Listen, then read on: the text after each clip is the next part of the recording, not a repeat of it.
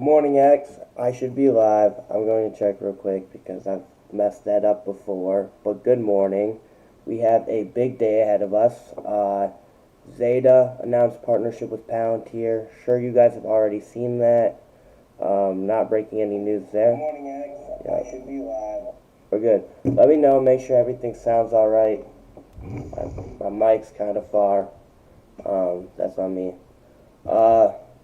This thing never wants to stay in place. But yeah, so we have Zeta. It's up about 8% right now. I'm trying to get my trading view to work properly. For some reason it logged me out, and I can't remember the password. So I'm going to have to search all the tickers manually today. Hold on. Zeta. I'll share my screen here. It's going to be the normal, or maybe they logged me out because they are making me pay more now. I don't know. Let me just share my screen. Let me try it up here. I can type. Yeah, what the? Hold on. I'm not getting that, I promise. Oh, there we go. I guess it just doesn't let me edit. See, so Zeta's move's already getting faded. Today, the market is bloody red, and I don't necessarily get it, if I'm being honest. Space stocks, super expensive. They were definitely overextended. They needed a dip. They've been dipping. Then you have AI energy. The moves have been pretty, they were backed up, like memory, that was backed up. But like when you look at like the Nebuses and Arens, they definitely were getting stretched based off, what they're going to do next year. I mean, if you look at Aren has a market cap of a SoFi without being profitable, constantly diluting, and this was a big reason I ended up selling. And their ARR is going to be what SoFi does in 2026, and we're talking about 2027. So, like, there's definitely been a premium on some tech names, and I understand that sell-off. But when we're still fading stuff like SAS, who, you just get a partnership with Palantir to pretty much create this autonomous back end. You talk about AI disrupting, like Palantir and Zeta's the AI disrupting. And so this narrative that, like, we don't, not even, like, forget a premium. They don't even have a premium. They're just undervalued even at fair value, just face value. So this idea we continue to fade it just makes zero sense to me. At least I can make sense of this SoFi thing. Okay, they're valued more than still a bank. I mean, JPM is a more expensive tangible book value, and you would argue, oh, their book's bigger. Well, they're not growing 40% either. So there's arguments to be had, but no matter what, this is what the market's dealing us. They do not like SaaS right now. They do not like fintech right now. Seems to like healthcare, but even HIMS is seeing a good pullback today. HIMS is down good amount, 3%, and it was down 5% yesterday, and the day hasn't even started, and I assume this is about to get worse. So it'll be interesting to see how this goes. That said, I want to talk a little bit about this fireside chat, what I expect to be talked about. There were rumors that they were going to announce something today. They announced that thing. Palantir times Zeta, like I've mentioned. Pretty much you're going to be rebuilding that Zeta architect on top of Palantir's foundry, which gives you the operational back-end data of companies. So now you're looking at, okay, we can make decisions based off of our customers and what we know about them, but now we can also do it based off what we know about our enterprise clients' back-end.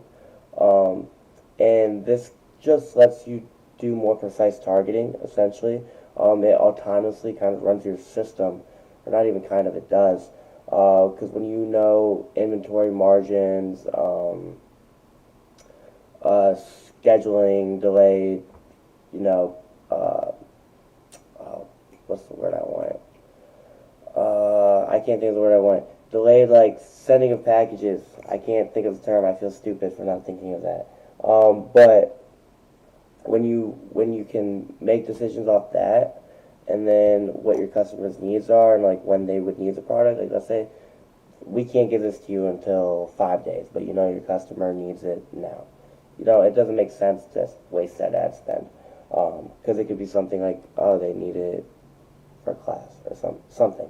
But that is that is where Zeta's going, to have an idea of, okay, they fit this product, and the business can deliver here, here, and here. Here's how it makes sense. Does it make sense to target them? That is the route Zeta's going down, and this partnership is a step towards that. And David Sandberg said in the article they published, he sees us creating another 100 million annualized income in the coming years. You look at that to what they're doing now in revenue, you're adding like 20% in revenue just off this deal alone. And we know he's conservative, so when he says in the coming years, I'm not gonna lie, I'm expecting it in the next year. Now maybe it's not quite the next year because it's gonna take some time. So maybe that's jumping the gun a little bit. But I'm talking about like once this partnership is like active and going, we're seeing, we're hearing that companies are actually using it on both ends. I do think that we could see 100 million added revenue annually a year, or in that first year, and then it's just going to continue to accelerate because if you come to an enterprise client and you say, yeah, you can just use Zeta, Athena, and it'll help you target your clients based off their data, versus when you come to them and say, okay, we have an AI agent that's going to be able to interpret your operational data and your client's data and leverage them together. That just 2x's your ROI in my opinion. That's how I see it. And I think this is a massive deal. I'm excited for what David says, just to break down the deal even more, to get a better grasp of the idea. Because I'll be completely honest, I'm not even ashamed of this. I haven't looked at Palantir because it's been so expensive since it was like $23, and even then I barely got into my DD on it. So I was like researching more and more about Palantir this morning, just getting a good idea of what this means for Zeta. And man, I'm excited. It makes sense. It also low-key goes hand in hand with the Snowflake deal, or Snowflake partnership they have. And it's just all part of building that autonomous backend. You continue to collect customer data to know how to interpret them, but then as you get more enterprise client data and backend data, your system can start to automate that, and eventually you just get this autonomous marketing system. But it's more than that, because it's also autonomously operating your backend. And even if you can't make an enterprise a one-man show, although some businesses, I'd argue you could, in which I'm not going to talk about them right now because Zeta said they don't want small business partners. Granted, maybe they do eventually, but in this instance, you can automate the back end of a lot of these big enterprises, and people don't want to talk about it, but it will result in a lot of job cuts.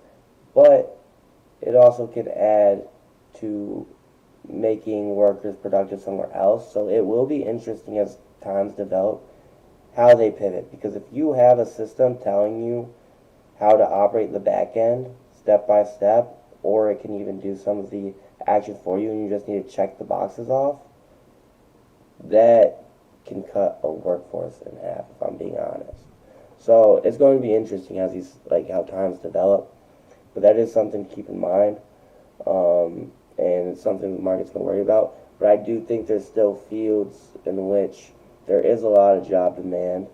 Um, I just think as someone who has a degree in marketing, I've been saying for a while, and part of the reason I've you know gone the route I'm going, building my brand, and considering getting into weight training is because I see marketing in corporate America is diminishing, and there'll always be roles, but you're gonna have the people who went to Princeton, you're gonna have the people who went to Berkeley, you're gonna have the people who, man, maybe they even went to U Michigan or Notre Dame. Like when you're competing with students that go to those high-end colleges, where many of you guys probably know, I went to Michigan State, really good college, but it is not Ivy League or even just outside of Ivy League, like what a Michigan would be considered. So I'm pivoting because personally, I don't want to work at a small local dental office doing marketing. That doesn't sound fun to me. So yeah, that's my little rant on marketing. I think it's entering a stage where it can be pretty much all autonomous with a little overview by people. But how jobs continue to develop will be interesting. And I'm always here learning, trying to take things in just like you guys. Just to get an idea of where things are going, and position myself ahead of the curve. And so for now, that has me on X, YouTube. I'm looking to gain weight training. As many of you guys know, you guys probably see my content. I'm big in the gym. I'm drinking Kirkland right now, actually.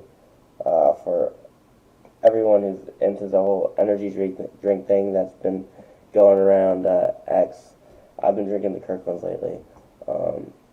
Normally, I prefer Rain or Bucked Up. I do like Celsius, but I don't know. Celsius isn't as good as everybody makes it out to be. I honestly took Celsius because it's a metabolic thing, and some people will say that it's not real, but I promise you, if I drink a Celsius, I get hungry. I don't know, maybe it is a mind game thing, but I felt that way before I even read the can, if I'm being completely honest. So I believe that. Also, I do know the supposedly science because I used to work at GNC, and there are other products that say this. It's a certain caffeinated thing, and it uses heat thermal, and it speeds up your metabolism, and that's what Celsius has. And there's protein shakes that have it, and I don't think it'd be allowed if it was fake, for brands to continue to promote it. It's not even it's one brand promoting it, but yeah, no. So I thought about, I'll make a social media, I'll promote my weight training, get some clients, do that, do X, and that is making use of my marketing. So times are going to evolve, and people are going to find new ways to find work. That's one way I plan on doing it. Thumb in or thumb out. Very, very serious. Thumb out, buddy. But this thing starts in 1 minute, so I want to share my screen. I have to keep the volume off until 9:15 because I don't know if the music demonetizes stuff. I'm not trying to get a strike already. So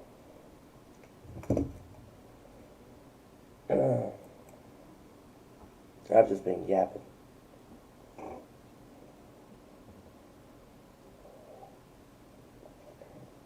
Oh.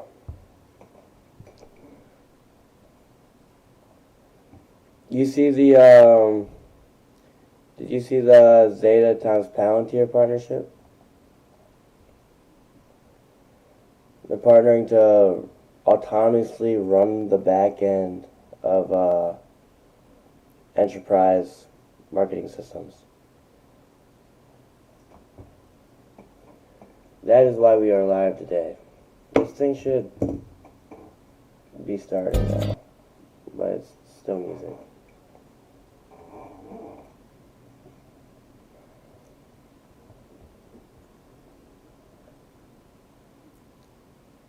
So what I was just yapping about for a minute was Zeta and Palantir are partnering, and Palantir's or Zeta's pretty much building their marketing architect over Palantir's foundry, which is like operational data. So it's combining enterprise operational data with Zeta's business or customer client data.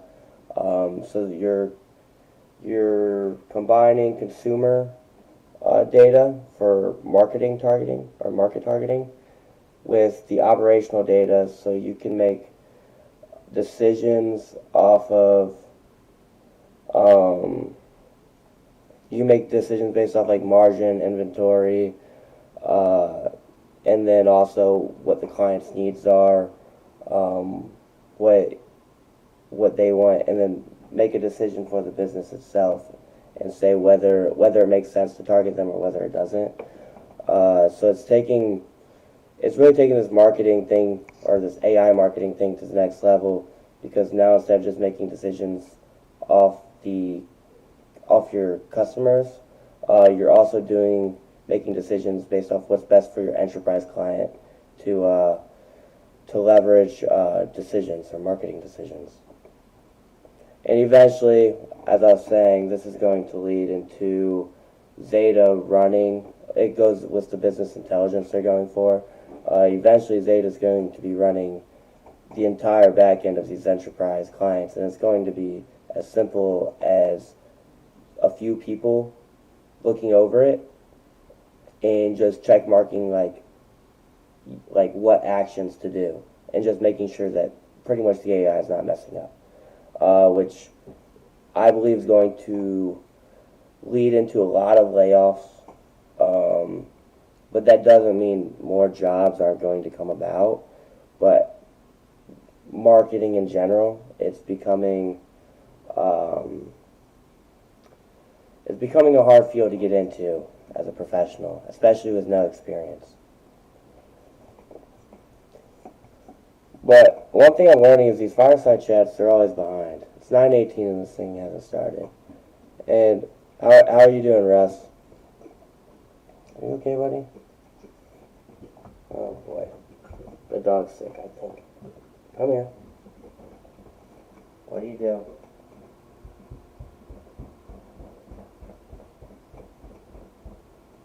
What do you do?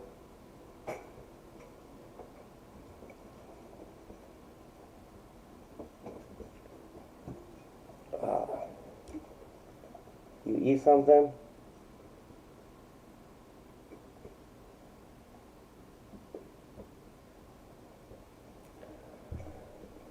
But yeah, so I was also tying in. Sorry, my dog's tweaking me out. He has the hiccups. But the other thing I was tying in is the Snowflake partnership. It ties in kind of like the Palantir is just a start for me or for Zeta, because what I see happening here is they are continuing to collect all this enterprise data. It's not just, we want to understand your inventory, your margins, but they want to understand all of it, and that's why you've seen partnerships with Snowflake. You've seen partnerships now with Palantir. I'd have to look more into what data Oracle stores. I don't know enough about them, if I'm being just completely honest. But I just see them continuing to get this enterprise data so they can autonomously make decisions for these businesses, as well as, you have to understand the consumer as well. So they have their own consumer data, and then when that all works together, it all becomes autonomous. And and I keep stressing this because everyone wants to put Zeta in this basket of um, AI advertising, and yeah, they are AI advertising, but they're much more than that. And so when people talk about Zeta doing this Palantir type move, um, like this is what they're talking about. For example, Palantir used to just be a consulting firm that everyone wanted to call it a consulting firm, an AI consulting firm. That's what everyone called it, and that was back when it was $20, $17, and then eventually the market realized, oh wait, it's much more than that, and they continued to launch new products, and David himself has talked about continuing to launch new products, and this is, he's showing you that firsthand right here. Um, so when I talk about the opportunity here, yeah, financially, it's undervalued, but even financially, I guess you can like make sense in a market where SaaS isn't getting a premium. Why it's where it's at, but you're ignoring the story, and in a market where you want to trade on a story of Nebius or Ren or even energy, I just think the market's being ridiculous to say Zeta can't trade on a story. Even Palantir today, it still trades on a story. It has a 290 PE. Yes, they have a very strong growth, but that wasn't the case when the move originally happened. When the move originally happened, the company was growing at 30%. The way I reasoned, okay, I can keep holding a SoFi was because I was like, okay, I hadn't looked too much into it yet, but I was like, okay, they're growing the same rate as SoFi, so I don't really care what sector they were in was my thinking at the time. They're growing the same rate. Financials, multiples compress, this, that, and the other was my mindset. But I didn't understand what Palantir was building. I didn't look into it enough. I low-key watched it run away from me and just decided to stop looking. But I'm not making the same mistake here with Zeta because my conviction is so high. I've never heard a reasonable bear case. I don't know about you guys in the chat, but I've never heard a reasonable bear case. The best bear case I've heard is, actually, I can't really even say it's the best, but the only real bear case I heard was, their data is not first party data, it's third party data. Well, you think okay, I've said this before. One, it's first party data, but two, you think I care what their data is labeled as? Because clearly the data works. They're returning high ROI, which is all that matters, and enterprise clients are choosing them over discounts from competitors. So why do I care what you want to label their data as? That's a dumb argument. I'm sorry. How long did it take you to come up with that one? Just find an excuse not to buy the next big thing. Not financial advice, by the way. Not financial advice. But, I'm still waiting. Maybe someone in the chat, maybe I have a bear in the chat. You can tell me what I'm missing. Also, I'm sorry about that pause earlier. My dog was tweaking. He had the hiccups. He was worrying me. He's fine now. I'm not ignoring him. I was keeping an eye on him and make sure everything was fine. But I wanted to make sure he wasn't about to throw up or something. Not to be, too much. But also, why has this thing not started?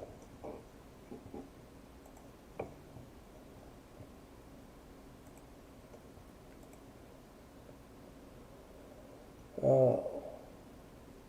9:15.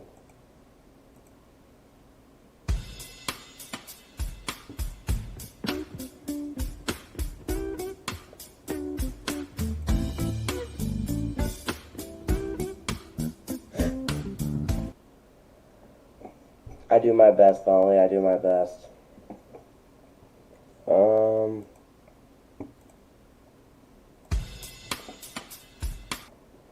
David's lacking.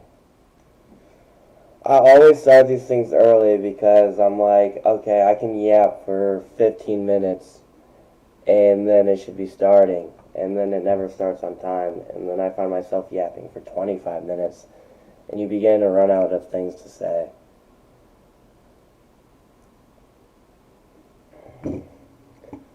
But, oh, the market opens in 5 minutes. It says EDT, that has to be Eastern Time. It has to be Eastern Time. Their headquarters is in New York, too.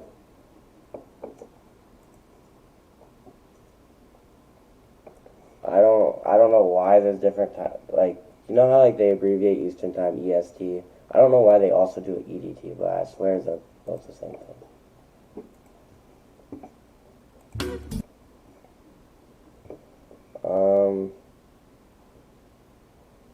I'll look to make sure that I'm not the one tripping, but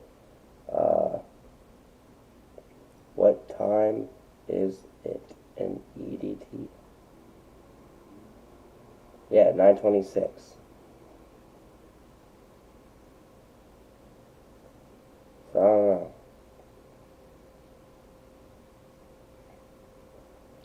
All I know is you better say something good if I'm waiting this long. Let's see. Yeah, this whole move's getting faded right now. 1980. HIMS is down 4%. SoFi's down 2.5%.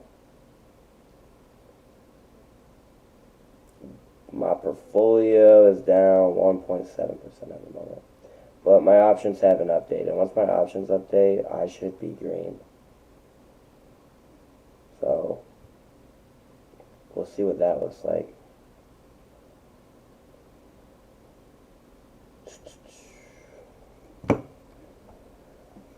Oh boy.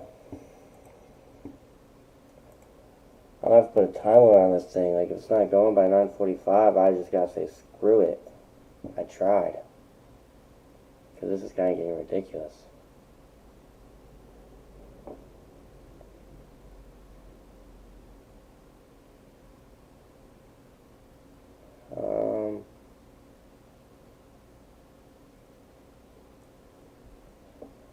I don't know. You guys gotta talk to me. Entertain me. I need something to talk about.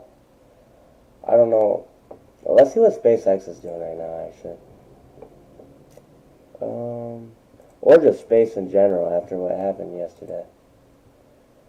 First, I gotta figure out why my trading view is tripping though. I don't know why it logged me out, but I feel like it's gonna keep popping up the join now stuff until I sign in. But I'll see how long it takes to do that.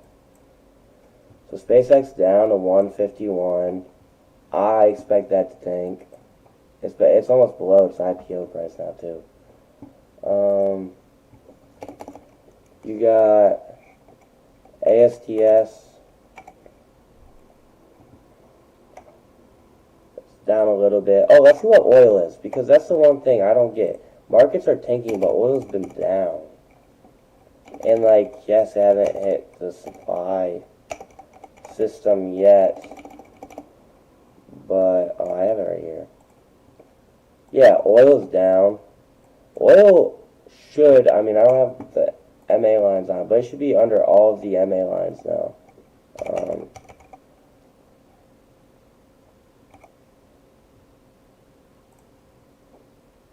Dude, I can't put it on unless if I get my sign-in thing. But it should be, I'll look on my phone. I'm logged in on my phone.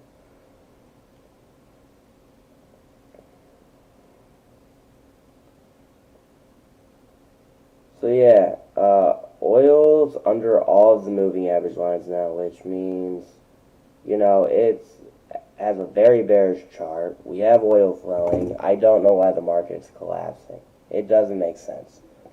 You know, you talk about oil being the reason we're in this mess, and then, you know, things are going to stabilize. Prices should be going down here in the next month, and you're going to sell everything. The only thing I can think is markets selling off in anticipation of earnings starting in July. And as soon as earnings come in good, even though every CEO, you had Jamie Dimon CEO of JP Morgan calling the bull run a tsunami. And then you have Bank of America, who's always a bear. I don't really give a crap about what they say. They told me SoFi was a shit holding at $6. They told me Hims was a crap holding at $15. Like, I could care less about what they say. So if they want to say we have 3 rate hikes, okay, be my guest. But if oil's now coming down, we didn't hike a week ago, we're not hiking. And oil just broke 73. It's 72.95. It's down 1.5%. So the market being down really doesn't make sense to me. Netflix is up. For everyone who's been in Netflix, I know that's been a hot name. Has this thing started? Oh, it started. It just started. Joint go-to-market strategy where we will be marketing to the vast majority of their customers. Putting our data cloud on top of Foundry is going to speed it up dramatically as it relates to data ingestion from our existing and new clients, and it's going to allow our algorithms to train even faster. We've built a joint forward deploy engineering team where we have one, they have one, and as we go to market, this was really one of the biggest pivots we've ever made as we move the company from what is a marketing technology company to what is really an AI infrastructure company. If you think of our business, for those you don't know, we are a very large marketing, I shouldn't say very large to this group, but as it relates to marketing platforms, we have a marketing platform and we have a data cloud. Today, 51% of the Fortune 100 and 24% of the Fortune 500 use our platform to better manage customer acquisition, customer retention, and customer monetization. We do that through what's called the Zeta Marketing Platform and through the Zeta Data Cloud. In 2017, we made the decision to totally throw out our old platforms. Well, we ran them for cash flow, and we created an entirely new platform that in 2021 we made live, which is the only marketing cloud that has data and artificial intelligence as native to the application layer. It's literally foundational. And when people tell me they hear this in every meeting they go to, I suggest they go back 5+ years ago when we went public. We put a big sign on the side of the New York Stock Exchange that said data plus AI equals intent. Everybody was asking me, who's Al and why is he in charge of your data strategy? But we've been doing this for a very long time. Today, one of the biggest and most powerful statements about our platform is for every dollar that's spent on our marketing platform, we return an average of 600 to 700% return on marketing spend. That's an independent study that was done by Forrester. Our goal is to get that to 1,000%, an order of magnitude return for every dollar that's spent. And everything we do as a company is to try to get there. A few months ago, we launched Athena, which is our voice-enabled super agent. If you think about enterprise software, and not just us, any enterprise software company, I always make the joke about the Bloomberg terminal. What percentage of your Bloomberg terminal's features and functions do you use on a regular basis? The vast majority of enterprise software, people use between 5 and 10% of capabilities. Athena, you're no longer navigating a complex platform. You're going to Athena and simply saying, I would like to create 2 million incremental customers this quarter, and I'd like to do it by lowering my average expense by about 7%. Athena will then access every feature, every function, and every data set to come up with the best possible outcome. It'll then change the user interface to show you the results. You can then say to Athena, amazing, that's a little big for me. I don't want to start with that. I'd like to do a test. Can you activate the test? And every hour send me an email so I can keep track of the return on marketing spend per hour. When you look at taking the Zeta Data Cloud and Athena and putting her on top of Foundry, which is Palantir's platform, it's going to massively speed her up. That speed, every time we can remove incremental latency, we can return substantially higher return on marketing spend. And also the credibility that comes from partnering with Palantir and going to market, we think is going to be a game changer for us as a company. David, talk to us about how this came about, working with Palantir. We've been talking about Athena now for some quarters. We just launched not too long ago, and now we have a pretty big partnership here. So talk to us about the genesis of this and sort of how you were thinking and when this came about. Well, hold on. Yeah. Try to get this going here so I don't die. For those of you on the webcast, it is hot. So we are doing this as a webcast from a Reg FD perspective because we literally just announced the Palantir relationship. So listen, we've been building our business in a way that we've always really looked up to Palantir. We've always thought they were the type of company we would like to aspire to be. So I was originally introduced to the CEO of Palantir through a very close mutual friend. We started talking and working together, and then I got to know Elias, who works directly with Alex. And the synergies just became so clear. Like, if you look at what Alex said in the press release we put out, and I'll paraphrase here, Palantir plus Zeta should change the entire marketing landscape. And when you think about it, Palantir's entire strategy, I mean, I shouldn't sum it up to their entire strategy, but one of their biggest selling points to their clients is we can help you meaningfully lower your cost and be more efficient with your business. Zeta is the best platform in the world for managing and lowering marketing and CRM expense. We're usually able to lower our clients' expenses anywhere from 50 to 75% on marketing or CRM expense. I don't know if you saw yesterday, Ron, but Gap announced they were throwing 4 vendors out and replacing all 4 with Zeta as the system of record for Gap. That's the type of deals that we're winning at this point. And you put Foundry underneath it, it's game changing. One of the interesting things about the Gap deal was we had bid the Gap RFP 3 times and come in second 3 times. And I was like, do we really need to waste our time with this again? And I ended up getting introduced to their CEO, and I said, listen, we're probably not going to bid it this year. You guys seem great, but they'd been with Salesforce. I mean, they were a Salesforce shop forever. And he said, bid it. Just bid it. We came in, we bid the RFP. Halfway through the RFP, Athena became generally available. So we went in and we did a full demo in the middle of the RFP process of Athena, the voice agent, and the next day they asked us for pricing. So, you start to look at Athena and where she's going in the marketplace in partnership with Palantir and where they are in the marketplace. This will be our 4th year of greater than 30% compounded organic top-line growth and greater than 50% compounded organic EBITDA growth. And I think that Athena, in partnership with Palantir, is going to make us a 20+% organic grower for many, many years to come. So that's a great segue. I think there were some dollar amounts maybe in the press release. Chris, talk to us about how you see the partnership. Obviously, David just put some numbers and growth rates around there, but talk to us more about the dollar amounts. But then I want to get into execution too. So let's talk dollar amounts and then execution. Yeah, so I'll ladder down from our Zeta 2028 plan, which is to get to at least $2.3 billion by 2028. I'll remind investors that we got to our first long-term model to get to at least $1 billion a year early.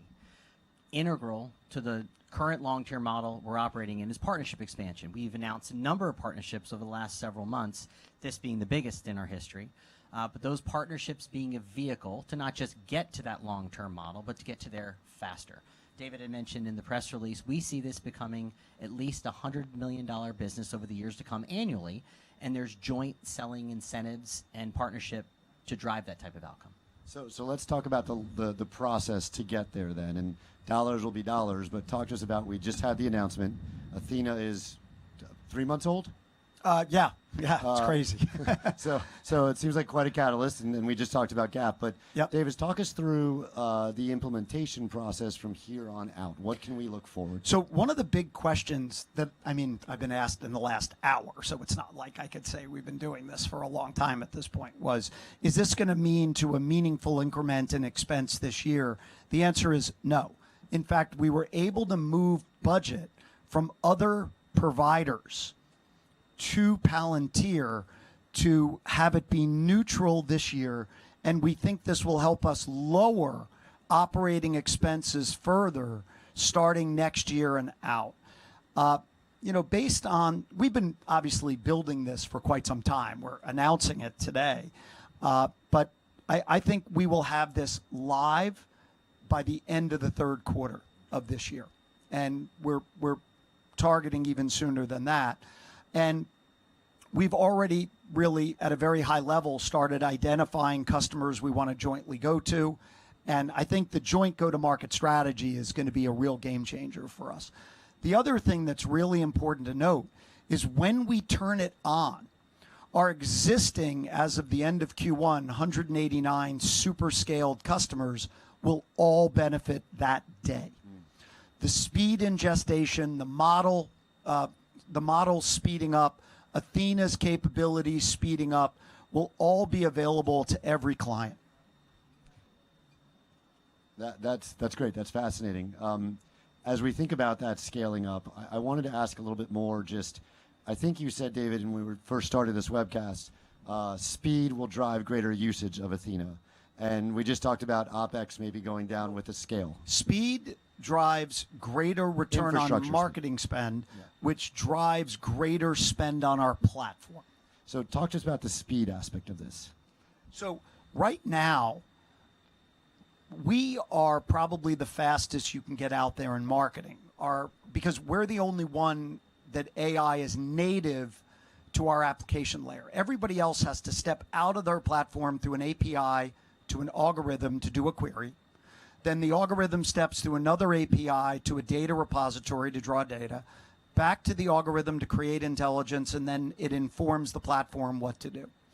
That latency destroys return on marketing spend. By adding Foundry underneath and replacing other infrastructure we've used in the past, we're going to even meaningfully speed up our ability to process data. And that will allow our algorithms to train faster. We're already seeing, for those you don't know, Athena went live in March, and then on Thursday we announced Athena for agencies. So now it's available to 100% of our total client base. We're already seeing clients who are using Athena spending more on our platform and showing meaningfully higher than a 600% return on marketing spend. We think that Foundry's addition to that is going to supercharge that even further. To that 10x goal that The we've been goal is to talking get about. to 10x. I'm not saying we're there, or I'm not saying we're not there. It's a path to get there. Yeah. What I would say is we have some clients who are there. We're trying to get that there on average. So we can take questions from the audience. If there's any questions, I've got one in the back. I'll just repeat it if you want to say it. Yeah, thanks. Really exciting announcement this morning. Thank you. A little bit more on the specifics of the Palantir deal. I assume you are now becoming a Palantir customer. You talked about. So could you talk about how much you are going to be spending with Palantir? And when you say it's built on Foundry, is there some sort of like OEM rev share agreement for Palantir? Obviously, a really sophisticated data intelligence platform, so he's a customer too. We're aware. What exactly? And you're a client of ours. What exactly? Yeah, I guess. Well, so first of all, I cannot. If you could repeat the question for the audience. How much are we spending with Palantir? And, is there a rev share, or, how does the joint go-to-market work? Let me start by saying we're not going to disclose how much it is. What I will tell you is it is neutral to Zeta's guidance from an expense perspective for this calendar year, and we expect it to lower our expenses going into next year on. So this won't be like, oh, you'll get surprised by expense creep or picking up. B, we are both heavily financially incentivized to jointly sell this product together, to be clear. Palantir's strategy, and it's hard for me to say this with Elias sitting here, but Palantir's strategy is always to help clients with cost and efficiency.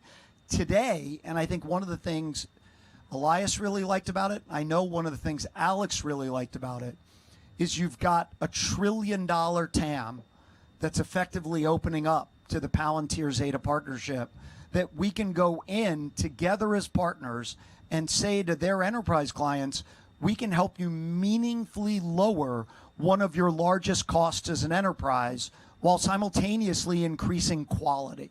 So the answer to your first question is it's neutral to lower. The answer to your second question is yes. Maybe to that, but let's take a step back and talk about Athena, because it all sort of comes together here. But we're 3.5 months in. Maybe, David, just what surprised you the most about this platform? And you talked about the client win yesterday that was announced. What has changed, I guess, right? Number 2 to number 1. It's funny. So honestly, and we're a big company at this point. I don't invent most things. I happen to invent Athena. It was something that I came up with last April. We were able to go from the day we decided to build this to generally available with Athena within 9 months. Within 90 days of that, we rolled out an entirely new platform for Athena for agencies. If you look at Zeta in the first quarter of 2026, we announced that by using our internal workflow management tool, Spade, we generated 75% of all of our new code in an automated basis.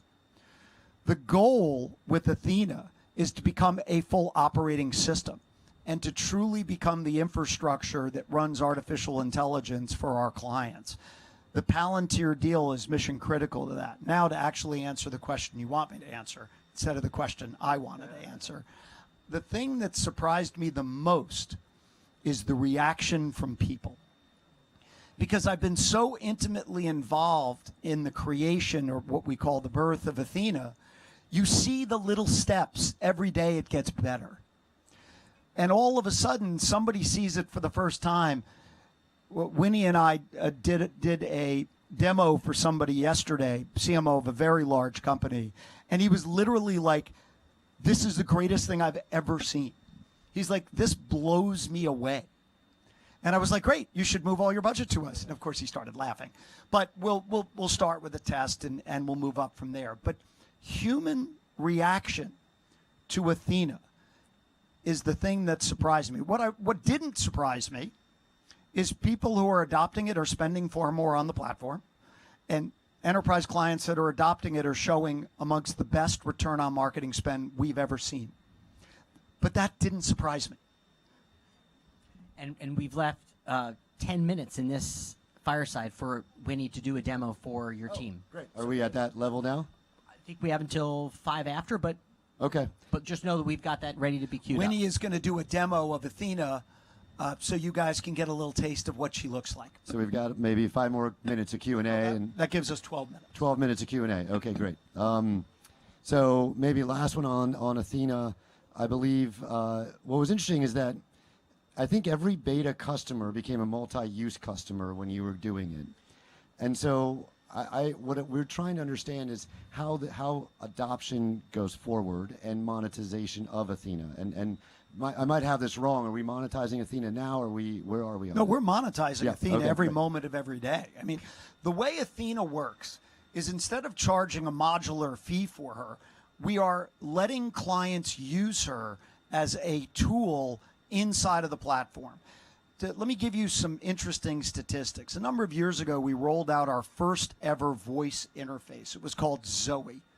And clients who adopted Zoe spent between 300 and 350% more on our platform than clients that didn't adopt Zoe.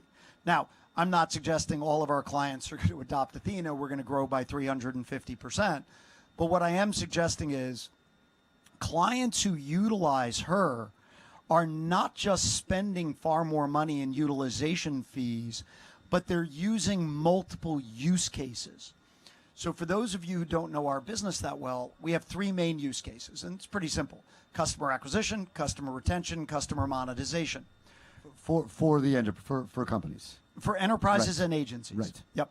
Although 80% of our revenue is direct to enterprise, about 20% is agency. Those are round figures.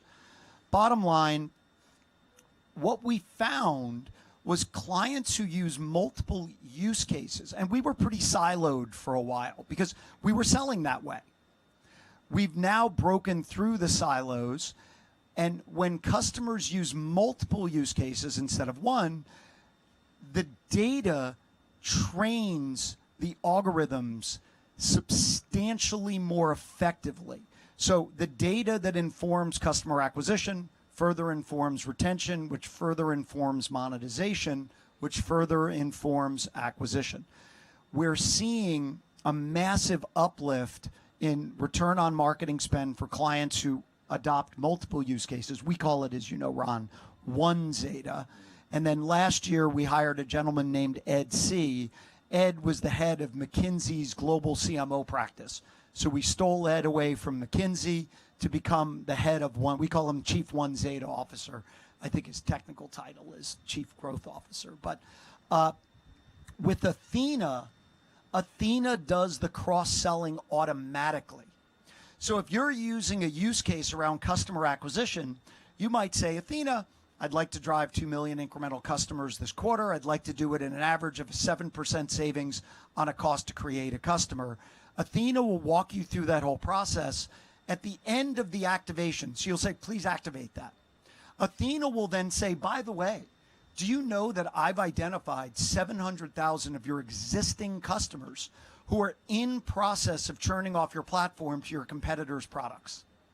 Would you like to save them? And it automatically creates a loop into the One Zeta. So that's why we're seeing with Athena a meaningful uptick in One Zeta clients. What was the growth in One Zeta clients in the first quarter? Well, we didn't, growth in multi-use case, which would be One Zeta, was 50% year over year. So 50%. And to that 50%, maybe we can talk a little bit about the sales pipeline, which I think was up 40% year over year in the last quarter. So, you know, as we sort of migrate from big news today to Athena's live, and we're seeing results and wins and everything, to implementing sort of the go-to-market and everything else in the company, pipeline was up 40%. So talk to us just about how you view the pipeline going forward. Would love to have some insights on conversion rates, if that's possible. Anything that can help us better understand that pipeline number and metric.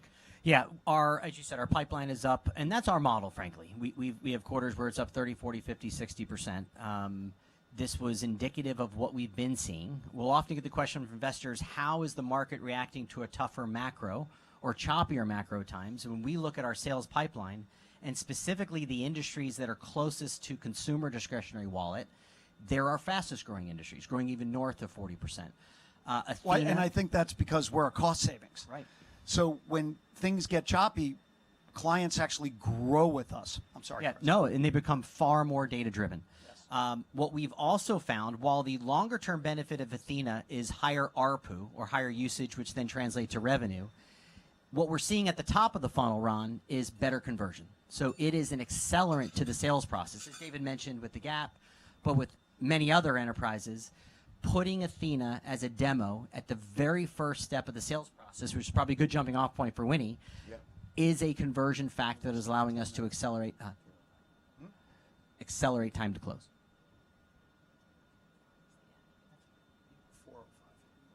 Well, if we've got, so great, we've got 10 minutes left. Well, We could maybe it's probably 11 minutes left. We could now, probably but- go 5 minutes Sure. longer because we started late. Maybe but- we can ask if there's any audience questions before we get to Winnie. If not, we'll go to demo. We have one in the back. Have you guys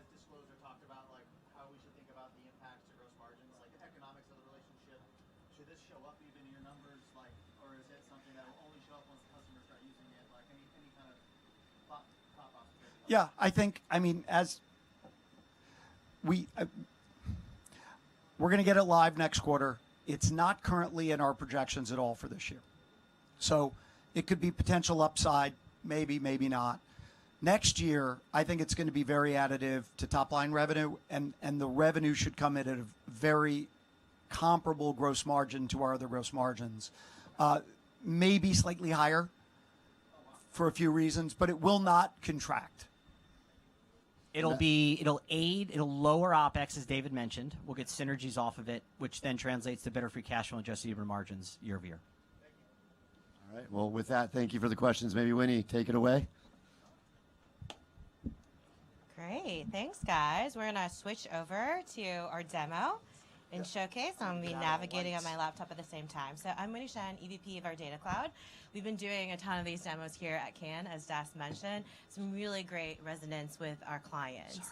So our Zeta marketing platform is where our entire ecosystem lives in terms of Athena as the operating system, where our data is, where all of our activation capabilities are, all of our intelligence, all housed within this one platform. So we're going to transition over to our platform. And before we get started, what I'm going to walk you guys through is first, how do we glean intelligence from all the massive amount of data that we have? We have the ability to reach about 245 million people in the US, 586 million globally. We enrich those profiles with thousands of attributes and signals. We then transform that massive amount of data into intelligence. And from there, once we've unlocked opportunities, we then want to determine how do we activate off of it? How do we optimize it? How do we find the right creatives and then measure all of it? So I'm going to actually take you through that entire flow. Athena will pick up all the noise in the background. So I'll try to mute us and I'll pause and try to explain some of what's happening in the background as I ask Athena questions. I'm going to do this from the lens of travel. Since we've all traveled here today, we thought that would be a good use case. I'm going to do it from the lens of United Airlines just so that it makes it more real. None of the data I'm showing you today is any customer data. We're just using it as an example to help showcase some of the capabilities. So with that, let me get Athena started.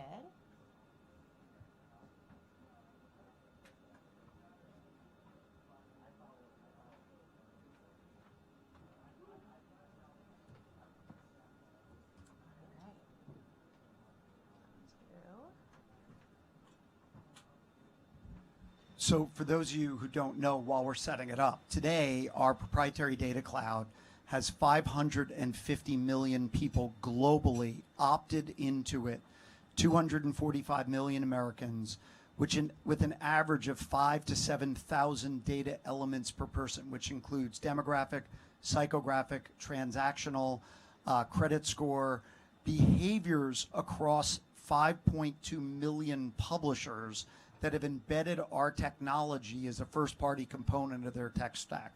So we're feeding in trillions of marketing signals on a daily basis to power everything she's about to show you.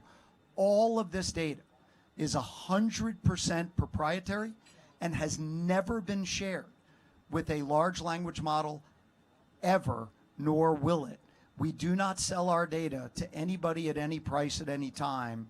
We simply use our data to train our own proprietary models. And we've been doing that since we founded the data cloud and rolled out our AI many, many, many years ago. Sorry, Winnie. No, perfect setup. Great. Hi, Athena. Can you take me to the application that looks at always-on intelligence?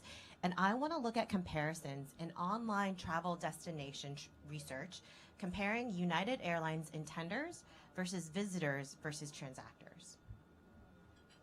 Among United Airlines intenders, online travel research leans heavily into broad destination inspiration, such as United States and North America travel, regional travel, family and seasonal travel, plus big dream categories like cruises, national parks, theme parks, and Europe-Caribbean trips. United Airlines visitors show more research around specific U.S. leisure hubs and short-haul getaways. e.g., Florida, California, Texas, Las Vegas, Orlando, New York, San Diego, Palm Springs, indicating strong interest in domestic vacations and repeatable fly-to sun destinations. United Airlines transactors are more skewed toward practical trip enablement and concrete planning, with higher relative focus on hotel reservations and mid-scale lifestyle hotels, car rentals and ride-sharing, vacation packages and deals, and travel services content like travel advice and TripAdvisor. Intenders over-index more than visitors and transactors on long-haul international inspiration, e.g. Australia, Africa, France, Italy, Spain, Greece, Portugal, Brazil, Caribbean, Indian Ocean, and on aspirational experiences such as private jet travel and luxury hotels.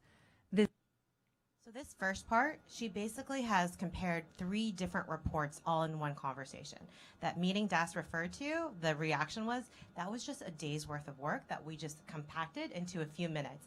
Athena just tends to go long a little bit, but basically she's looked at people that are reading about traveling with United versus people that are visiting their actual terminals versus the people that are spending with them.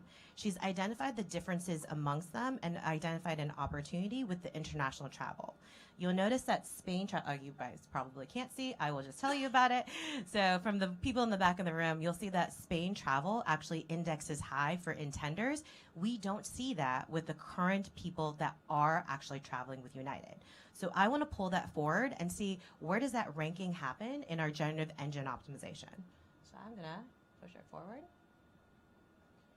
Okay, Athena, that's a great opportunity on the international side. Can we go to GEO and see how does United rank on questions related to the best international travel brands? United is the #1 brand in the entire network. On the generic international, long-haul, overseas prompts specifically, it is mentioned in 100% of them. Its average share of voice is regularly the highest in the answer pool. It owns the broad Best U.S. Airline for International Travel territory, beating American and Delta on most network reach and reliability prompts. For example, United ranked #1 for share of voice for One Airline for All International Tricks, Best Long-Haul International, and Widest International Route Networks. Well, how does United compare when it comes to Spain travel? On the 20 Spain, Madrid, Barcelona prompts, United's strength evaporates. United is still mentioned in nearly 100% of responses, so it's not invisible. But it ranked #1 on 0 of them. It sits 3rd or 4th place in almost every case. United's average SOV is well behind the leaders. Iberia dominates Spain. The Spanish flag carrier leads around 15 of the 20 prompts, hitting 61 to 73% SOV on the strongest. And American is usually ahead of United too. American wins the most non-stops to Spain prompts thanks to its Iberia One World joint venture. United's best Spain showings are only #2, Barcelona and Honeymoon to Barcelona. Overall, United is the category leader for international flights generally, but on the Spain corridor, it's a clear laggard, consistently 3rd or 4th behind Iberia and American. So what we're seeing with our generative engine optimization is that we can hypothesize the type of questions people are asking in LLMs because we see such massive amount across the open web. So for those of you guys who don't know what GEO is, it's actually the ability to read the output from the large language models. So this is data coming right out of direct integrations we have with OpenAI, Anthropic, and Gemini. So one of the things our clients this year are really interested in is how are they doing in the large language models, and that's what this platform is showing you. It could just as easily show you this through any other methodology, and we have already announced that we're able to serve ads into OpenAI. So I actually think we're the only platform in the world now that matches to the Meta ID, we match to the OpenAI ID, we match to the Palantir ID, the open web, connected TV, messaging, so on and so forth. But GEO is the hottest thing our clients are talking about right now, and where they're investing. Our GEO business is one of our fastest growing businesses inside the company. Exactly. It's been very powerful for us as a unique opportunity with our capabilities in innovation. And from here, I want to then understand, okay, with current travelers, are they actually interested in traveling to Spain, or is this white space for me with acquiring net new customers? So I'm going to continue the conversation. All right, Athena, so I want to check in leading indicators for my United visitors if they are actually researching about Spain or no. Within this united visitor audience, interest in Spain travel itself is not surfaced as a top direct leading indicator signal, so Spain-specific intent is not present versus other destinations. Destination-wise, Europe hubs like France travel and Italy travel are showing more pronounced, steady growth as leading indicators, suggesting European near-term trip planning is prevalent yet country-specific. Broader vacation content is also on a gradual upswing, indicating these customers are actively researching reviews, routes, and tips for upcoming trips, including Europe, but not clustering specifically on Spain yet. So what you're seeing here is for people that are actually visiting, the level of interest in Spain is not there at all. They're not researching anything about Spain. Now, if I flip it, Athena called out France, for example, as one of the destinations. So then if I switch over to France and look at those signals, you do actually see intent. So it's not that they don't have international travelers. They ranked high in that in GEO. There's leading indicators for France and Italy. They just are not seeing that in Spain. So this is a great opportunity for me to extend. Now I'm going to take you guys through how do we actually create a media plan around this opportunity here. Any questions so far as we move into the actual execution of it all? Yes, please. Previously, how much of this was like someone having to maybe run SQL queries even? Like, I know probably not like everyone, but how much of this like is moving from something that's a little bit more technical so that a broader audience can start to ask these questions? Yeah. In their day-to-day? Yeah, great question. We like to call it democratizing intelligence. So you don't need a Winnie. I don't want to get myself out of a job, Das, but you don't need me to help navigate. We're keeping you forever, Okay, Winnie. perfect. Put that on paper. So to be a little more clear, we are seeing a 75% reduction in man hours for clients that are utilizing Athena. So what used to take 100 hours now is taking 25, and it's allowing different levels of the organization to access data that they could have never gotten to before. They would have had to go to a third party in their organization to put a report together. To bring them 1/10 of this information would take hours to create. Can I just follow up on that? If you think about that particular flow, there is a portion of time required to clean up the data, set up the data, This does all of that automatically. and then there's a usage. So which one sees the most amount of reduction? So that's a great question. The most reduction we're seeing today is in segmentation. It's in the creation of the right audience for what they're trying to get to, because that's where you had SQL and that's where you had a lot of big data pools. As it relates to the execution of the marketing, which she's about to show you, that's probably not as big a reduction because it wasn't as time consuming to do that. And the preparing of the data is within that segmentation. Correct. The data cleansing is all in the segmentation. Everything you're going to see, and she's been doing thus far, is totally cleansed data down to a deterministic individual. We're not looking at third-party cookies. This is literally looking at 245 million active Americans as they go through 5.2 million publisher sites, where our JavaScript and our first-party tracking pixel sits on every page they publish. So you're talking trillions of pages. Let's move into the execution because I want to make Perfect. sure we get to that. Great.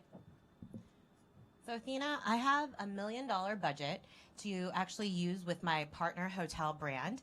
Can you tell me how I should actually be spending on the different channels and media budgets? Pulling up Performance Advisor, here's the recommended channel mix and where to rebalance spend. Great. Can you actually project out for me for the $1 million and the destination opportunity that you identified, create a media plan for me to drive those vacation bookings, please? This plan is designed to move travelers from inspiration to booking. We allocate 65% of the budget, or $650K, to CTV because Zeta Data Cloud signals indicate this audience has a strong propensity for premium streaming content. That investment is expected to generate high video completion rates of over 99%, ensuring United Airlines' brand message is fully consumed and driving awareness and consideration at scale. We then dedicate 10% of budget, or $100K, to OLV to extend incremental reach beyond CTV and reinforce key messaging through additional video touchpoints. Finally, 25% of budget, or $250K, is allocated to display, where retargeting audiences exposed to video messaging helps increase engagement and drive stronger click-through and conversion rates. Together, this creates a connected full funnel strategy where CTV builds demand, OLV reinforces it, and display converts high intent travelers into bookings. So we basically took the KPI of interest to get those bookings to happen, and then look at if it is a new client without any data, we would look at our data cloud and what are the recommendations based on what's going to drive conversions. If it's already a client that's running, we would leverage all the data that they have in the past campaigns to then make recommendations on, we want to create awareness first with CTV and online video, and then pair that with display to drive to conversion. All of this is totally dynamic, and it is recommended based on the deterministic individuals that are being targeted and how we know is the best way to communicate with that exact person. It's not just saying, let's try these different things. It is all 100% data driven. Exactly. And from here, we know what is going to be the right type of campaign that we're going to run. Now I want to understand the right types of creatives to run. So, like that. Okay, Athena, can you help me actually pick out the best assets that are suited for this particular plan? Based on their creative scores, this is the top performing asset for the plan. A video built for high impact CTV storytelling that scores strongest on engagement and brand impact, making it the best fit to lead inspiration and drive booking intent. Escape the ordinary. Embrace the exceptional. Find your sanctuary. Calindra Resort and Spa. So that was selected based on what we saw in signals as what's going to be most resonant to this audience. So depending on the enterprise, we can either auto-generate content in real time, creative, or we can have as large a repository as that client would like us to have. Mostly because we work with very large enterprises, they have an agency, and their agency is doing their creative. We never want to disrupt the relationship with the agency, so we'll take their creative, it goes into a very large repository of all of their creative, and then the system automatically chooses the creative it thinks will resonate most to this audience. It's really interesting. Like if you look at one of our clients, which is a large seller of pet products through retail stores, God forbid you send a cat image to a dog person and vice versa. I use that example because it really makes sense, right? If somebody's a dog person, you want the hero image to be a dog. If somebody's a cat person, you want the hero image to be a cat. That is like 101 class-wise of what we're doing here. This is 1,000 times more data being driven into the decisioning for which creative gets picked. Winnie? Exactly. Great. Sorry, it was lagging. It was bugging Actually me. advertise for display as well. Here's the recommended display creative for your plan. A 300 by 250 banner built to reinforce your brand and drive booking consideration as audiences move from CTV-led inspiration toward conversion. The overall creative score is strong at 81, including brand guideline adherence and reusability across channels. Okay. Also, can you this is go my ahead and first build up the demo, and this campaign is for crazy. their I got some campaign things to for say. launch? I've built the campaign using the forecasted media plan and recommended creative. The campaign is set to run for 30 days with a $1 million budget. $650,000 allocated to CTV, $100,000 to OLV, and $250,000 to display. This gives the campaign a balanced mix of premium video reach, incremental video exposure, and lower funnel booking support. I've applied the high-intent consumers audience, assigned the recommended CTV, OLV, and display assets, connected the vacation package booking event, and set CPA and VCR as the campaign goals. Campaign setup looks good and is ready to submit for activation. Perfect. Now that the Zeta team has approved the actual campaign, let's go ahead and start monitoring the performance. Can you go ahead and create a dashboard to help me monitor the campaign performance? Sure, here is the dashboard to monitor your omni-channel campaign performance. Okay, there's a lot of metrics here. Can you help me interpret how my campaign is actually performing? You'll note this campaign, which is real, Sure thing. had a 14x Looking at the simulator return dashboard, over the last year on you spent marketing about spend. $1.1 million. generated roughly 12,413 bookings, and brought in about $14 million in revenue.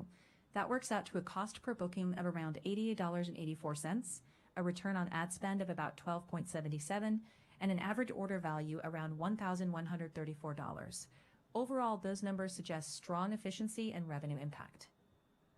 Perfect. What about the best channels that I'm operating in?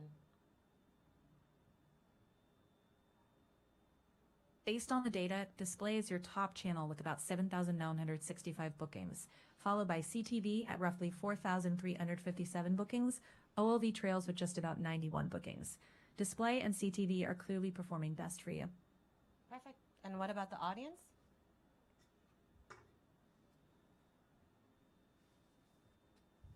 The strongest audience segments are summer travelers with about 2,984 bookings, travel enthusiasts close behind at roughly 2,850, and lookalike audiences with around 2,372. Travel intent and retargeting audiences each delivered about 1,830 bookings, and families with kids contributed around 553. These are the groups driving the bulk of conversions. Perfect. Thank you, Athena. Great. So hopefully you guys were able to see how do we take that massive amount of data, find opportunities for our clients, be able to transform that into a media activation plan, execute it, find the right creatives, then execute it, and be able to measure the impact of every dollar spent. Now, today, I think you guys saw the power of this and how fast it is. When it's put on top of Foundry, it's going to be substantially faster. It's going to be substantially smarter. So the reason the Palantir deal is so important to us is A, the capabilities they bring to us from a foundational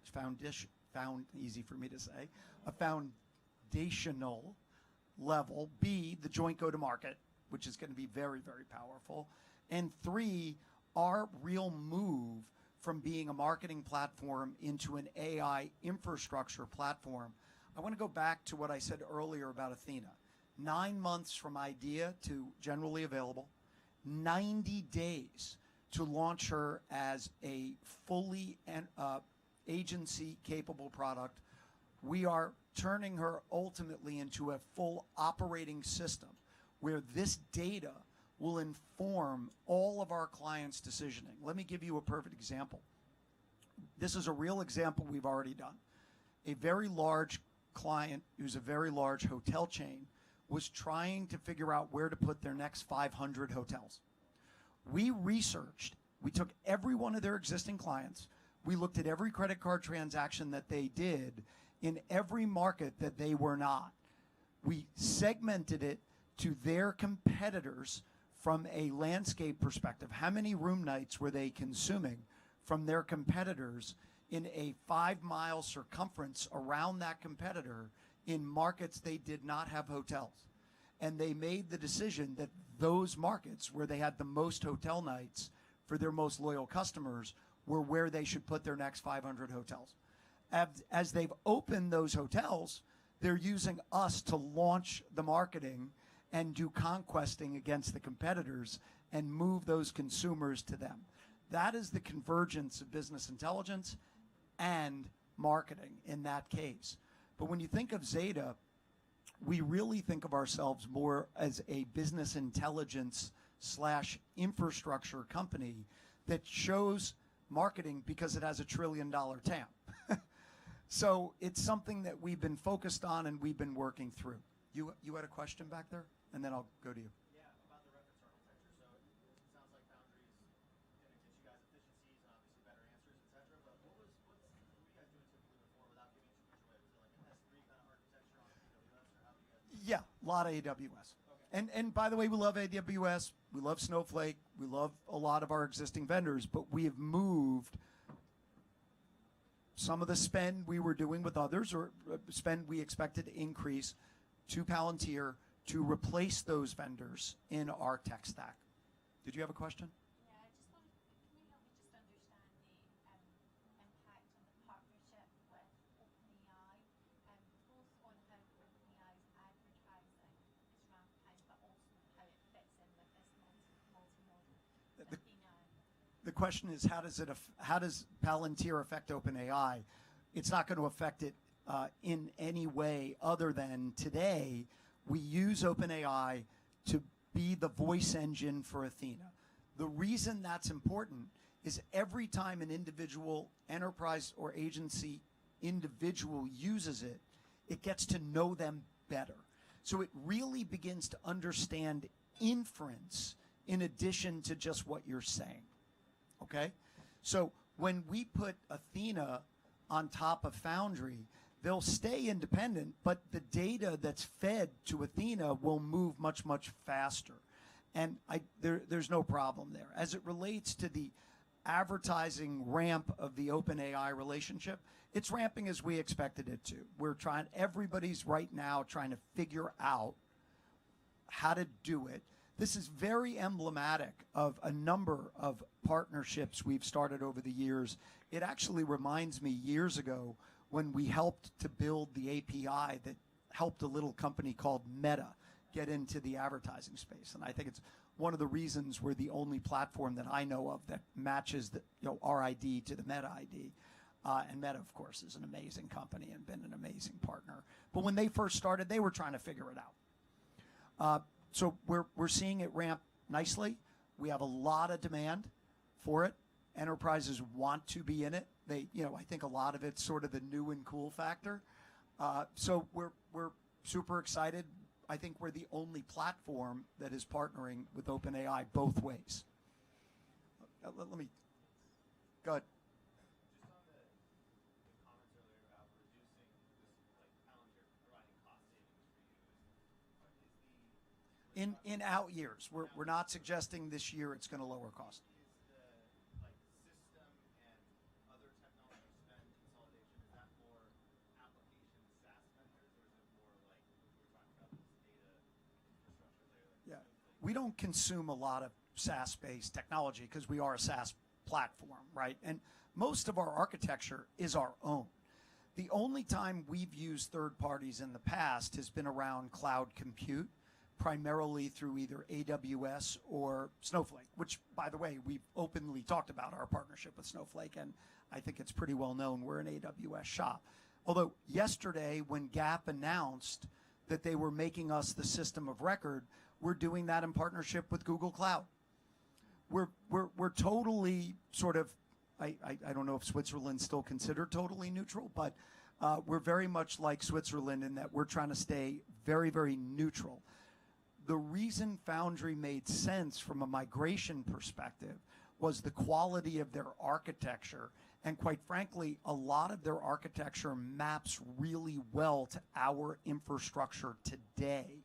And we've already done, I mean, listen, we wouldn't have announced this today if we hadn't been building this for quite some time, right? So we've been in process.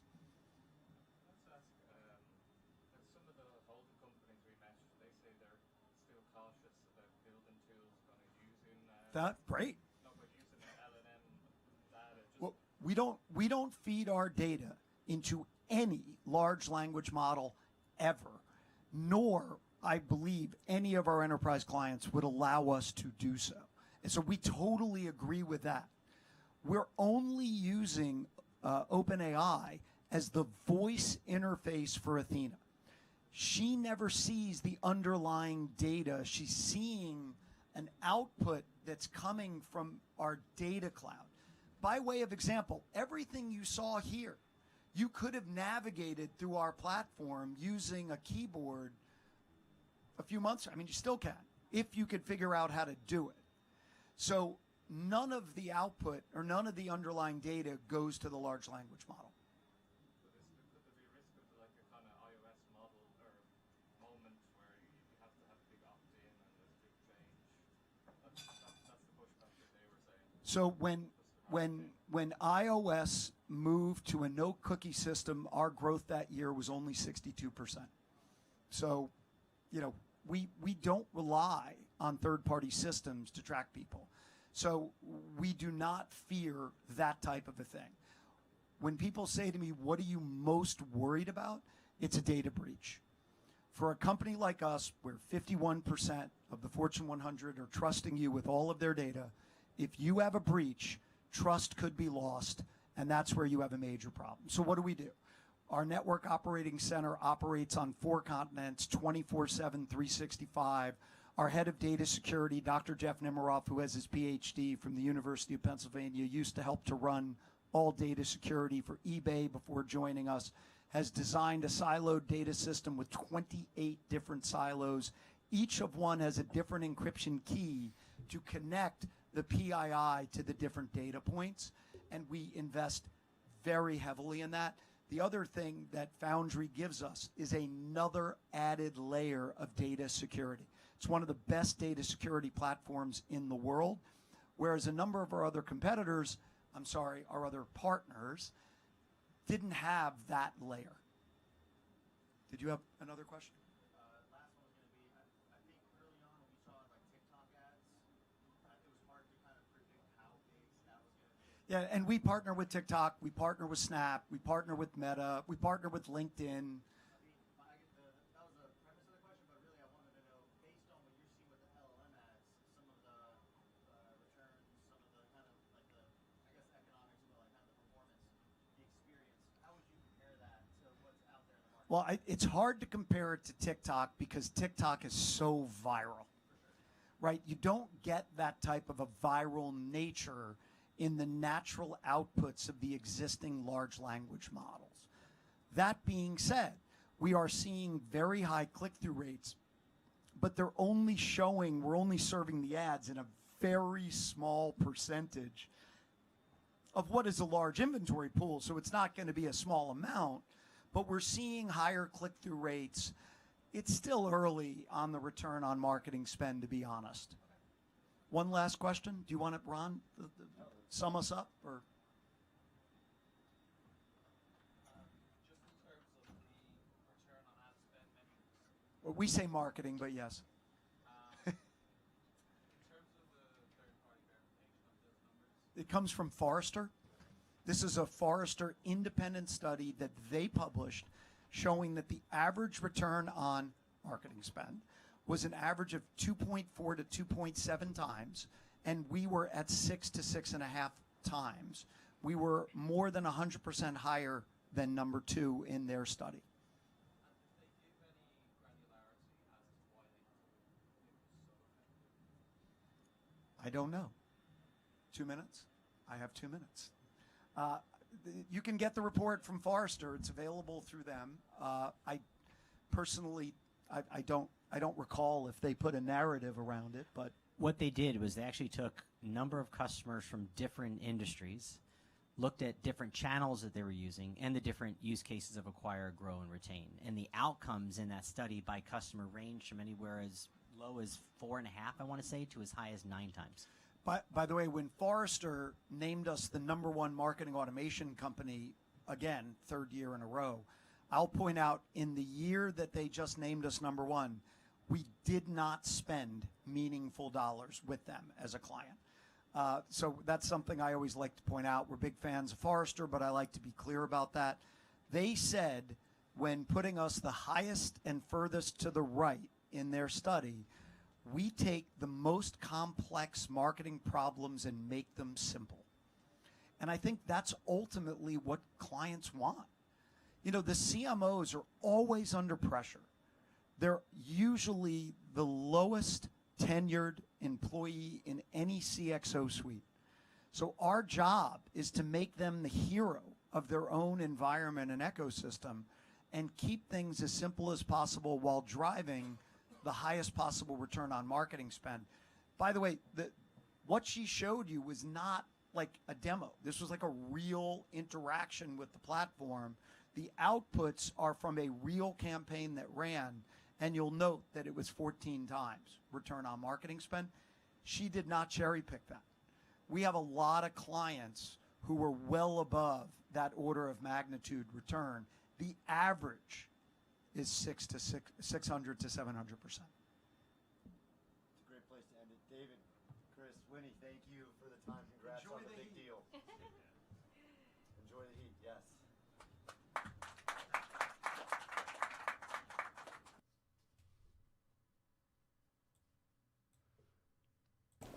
Okay, that wraps that up. Some things I want to talk about. first thing I want to talk about is that's the first time I've seen actually Athena. I'm gonna be honest, and I never knew that Athena could do ad creatives. They said that they can AI generate them, or it can go through the creatives you have and tell you which is best for which campaign, which is just crazy to me.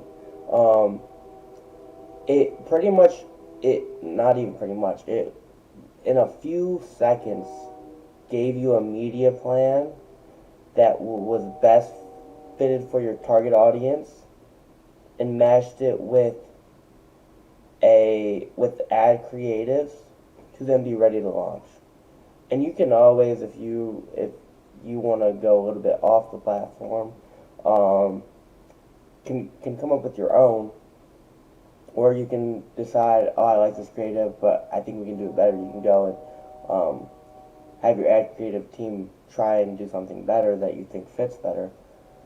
But the way it just streamlined that process is so beneficial to so many enterprise clients. And Zeta's really positioning themselves to really steal almost, like, not the whole, of course, like, no company will ever own the whole marketing TAM, but they will be layered across every enterprise client. Like, I truly believe that, because that can work on top of Meta, like they said. You're going to be able to work it across other advertising softwares, in which, you know, maybe there's certain like, I'm trying to think, like, I'd have to do more research on Adobe, but, like, you start to wonder, like, what's the point of an Adobe outside of, you know, needing it to create some of your ads. Trade Desk, you're screwed. I'm trying to think, like, Meta, you can work across. Google, you should be able to work across. And then Zeta will own the GEO space, I believe. I mean, even Google will do good with their GEO because they have their own LLM that they can work with on that. But yeah, I'm looking at, like, the future of digital marketing, and I'm just seeing, like, it seems clear as day it's going to be a three-man show, and it's going to be between Meta, Zeta, and Google. And that's the conclusion I'm coming to every day. I also want to talk about the market pumped green during that. I don't know if you guys saw me looking at my phone. It's because the market pumped green and I'm up 10%, and I'm like, what in the world happened? I was not supposed to be up 10% today. So I kept looking at my phone because of that. But that was really cool. We talked about the Palantir thing. We just got confirmation of what I've already posted about, talked about. Nothing groundbreaking there. They were late. We knew that. And it looks like AC might have been the issue. But yeah, that covers everything. I'm going to probably end it here, unless someone has questions. But I don't think anyone's in the chat right now, if I'm being honest. So I'm going to go ahead and end it here. I'll see you guys all on Twitter. If you guys don't know my Twitter, it's Fundamental Investing, @InvestInc_Intel.